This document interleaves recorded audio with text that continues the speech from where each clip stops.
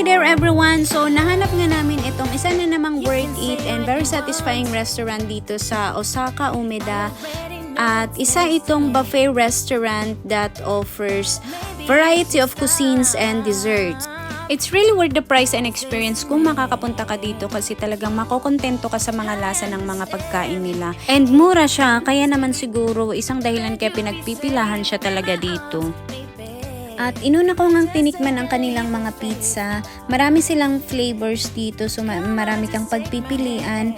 Mukhang masasarap lahat, pero syempre pinili ko lang yung mga flavors na gusto ko. Meron nga din pala silang mga fried rice dito. So, iba't ibang flavor para sa mga gustong mag-rice. Meron din silang iba't ibang luto ng pasta.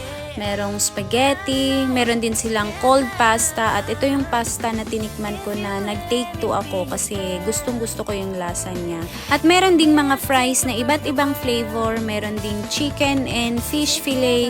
Meron din silang mga fried chicken. So, different kind of soup. Kompleto din sila. So, marami ka talagang pagpipilian dito na kailangan mong tikman. Nag-enjoy din ako dito sa kanilang vegetable salad. Ang sasarap ng kanilang mga dressing. Dito talagang nag-take to ako dito. Talagang inisa-isa ko lahat ng mga nandun.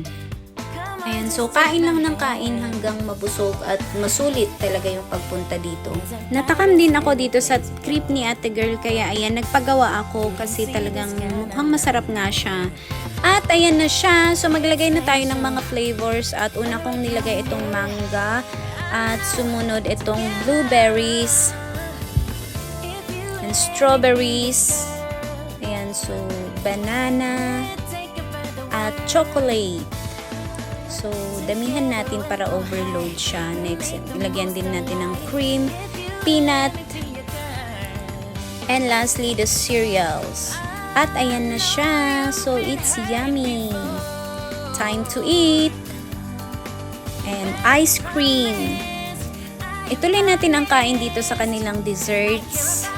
At syempre, inuna ko ang aking favorite flavor which is the matcha flavor. So, talagang inisa-isa kong tinikman lahat ng different flavor ng cakes, ice cream. So, kompleto sila dito. Kaya, it's really worth it.